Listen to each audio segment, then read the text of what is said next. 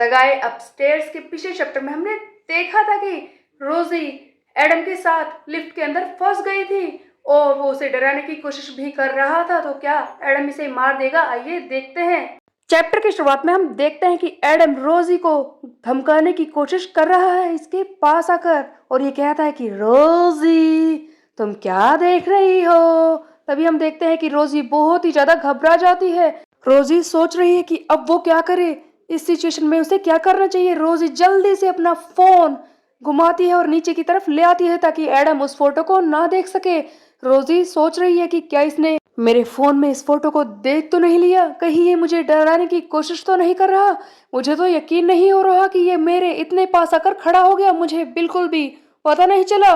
रोजी बहाना बनाती है कि वो बस एक ऐसी ही रैंडम पिक्चर थी, मेरे दोस्तों ने भेजी थी, वो मेरे लिए सही नहीं है। लेकिन रोजी बहुत ही ज्यादा डरी हुई है कि ये आदमी ये मेरे इतने पास कैसे आ गया। ओ माय गॉड, मैं क्या करूं, यहाँ से कैसे निकलूं। इसी बीच में होता ये है कि लिफ्ट का दरवाजा खुल जाता है, रोजी को यहाँ से निकलने का मौका मिल जाता है। रोजी तो पहले से ही डरी हुई है और ये कहती है कि ओ देखो मेरा फ्लोर आ गया, मुझे ऐसा लगता है कि मुझे यहाँ से जाना चाहिए। मैं जाती हूँ, चलो फिर मिलते हैं। रोजी ये कहकर वहां से जल्दी से निकलने की कोशिश करती है। ओ मैं कहाँ फंस गई, जल्दी करो प्लीज, मुझे मुड़कर मत देखना, मुझे मत बुलाना, मुझे मत बुलाना।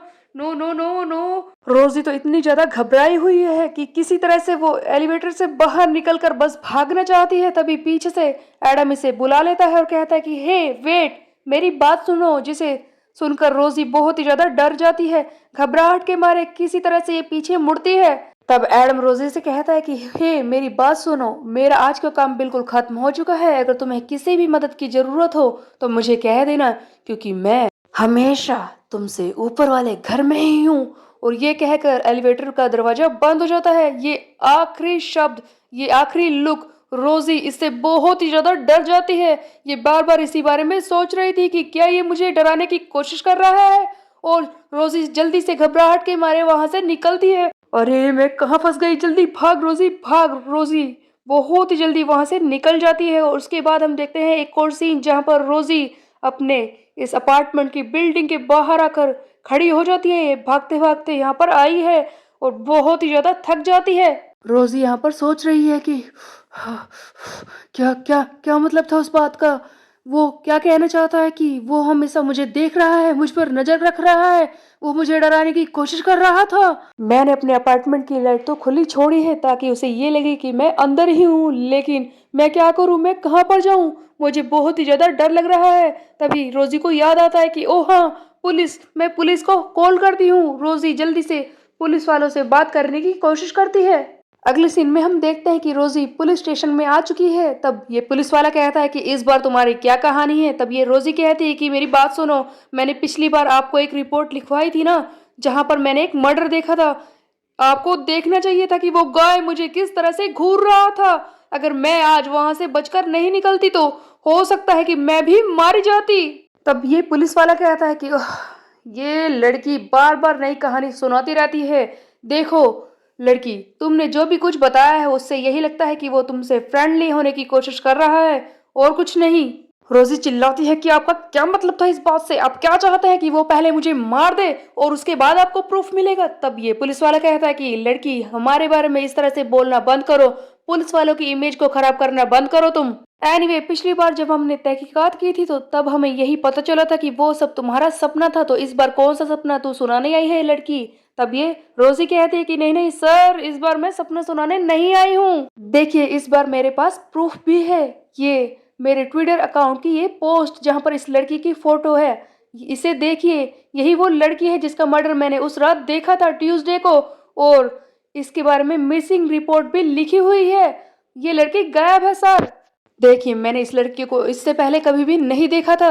आप खुद ही बताइए, अगर मैं पागल होती तभी इसके मर्डर के बारे में सोच पाती, वरना इससे मेरा कोई मतलब नहीं है। तब पुलिस वाला अब भी रोजी की बात नहीं मान रहा है। इसी बीच में हम देखते हैं कि ये जूनियर कोप एलेक्स यहाँ पर आ जाता है और वो कहता है कि क्या मैं इस लड़की की फोटो देख सकता हूँ।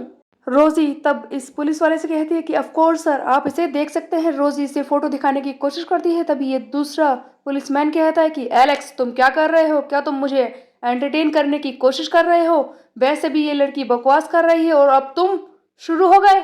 एलेक्स फोटो देख लेता और कहता है कि लड़की तुम श्योर हो कि ये वही लड़की है जिसका मर्डर तुमने देखा था? तब रोजी कहती है कि मैं 100% श्योर हूँ सर, मेरी बात मानिए। इसी बीच में हम देखते हैं कि एक और कोप एक माइनर लड़के को पकड़कर ले आता है जो इलीगल रेसिंग कर रहा था, और इसके साथ और भी साथी हैं। तब हम देखते हैं कि दूसरा पुलिसमैन कहता है कि आजकल के माइनर्स किसी भी लोग को मानते ही नहीं। ऑलराइट, इन सारे माइनर्स को अंदर लेकर आओ और इनके पेरेंट्स को कॉल करो, यहाँ पर बुलाओ। ये इलीगल रेसिंग कर रहे थे हाईवे पर, इन्हें हम नहीं छोड़ सकते। तब ये पुलिस वाला एलेक्स से कहता है कि तुम वहां पर क्या कर रहे हो? आज की रात बहुत ही बिजी है, जल्दी इधर आओ।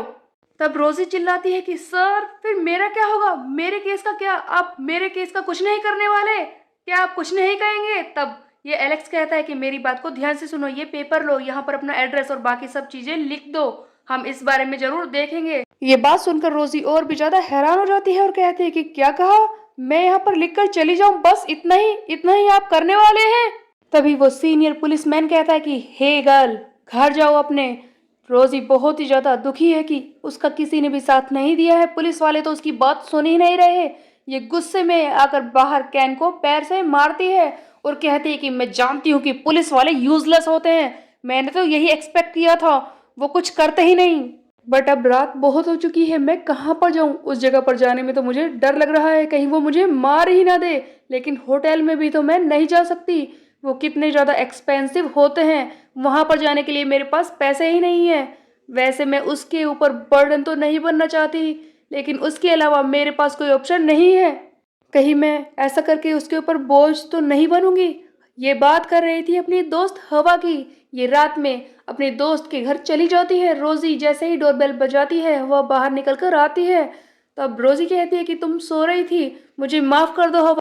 तब हवा कहती है कि ओ रोजी, ऐसा कुछ नहीं है, सब ठीक है, तुम अंदर आ सकती हो। रोजी कहती है कि इतनी रात को तुम्हें जगा दिया, इसके लिए मुझे माफ कर दो। तब हम देखते हैं कि इस हवानी के पेरेंट्स भी अंदर से कहते हैं कि हवा कौन है? तब हवा बताती है कि ये मेरी दोस्त है रोजी, जो यहाँ पर आई है।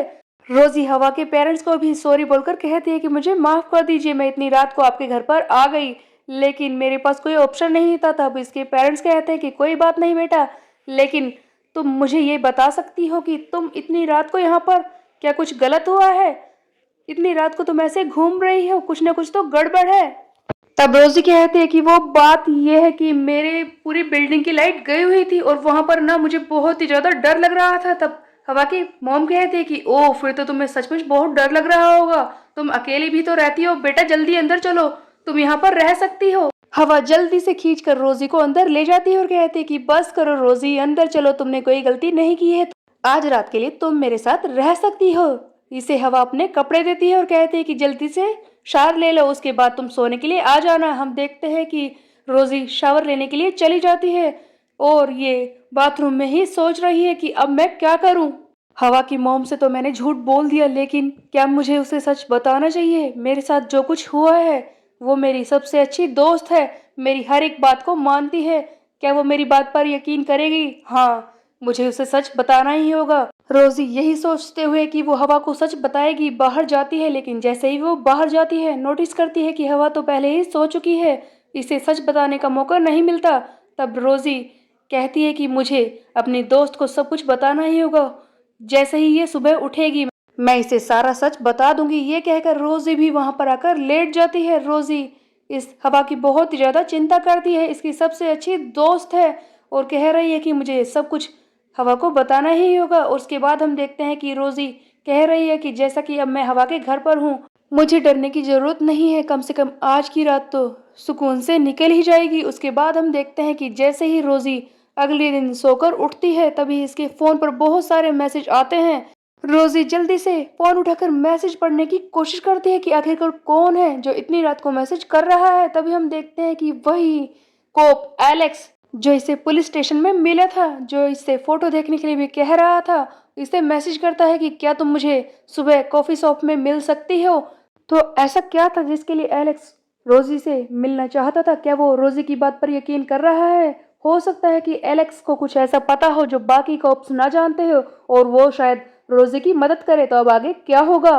रोजी ये बात तो समझ चुकी थी कि उस रात इसने एडम को मर्डर करते हुए देखा था, इसीलिए एडम उसे डराने की कोशिश कर रहा है, लेकिन कोई भी इसकी बात पर यकीन नहीं कर रहा। तब एक को एलेक्स इसे मैसेज करता है मिलने के लिए। तो क्या वो इसकी मदद करेगा, ये हम देखेंगे नेक्स्ट चैप्टर में। तब तक के लिए मेरे चैनल को सब्सक्राइब कर ले, बेल के प्रेस। मिलते हैं, बाय बाय।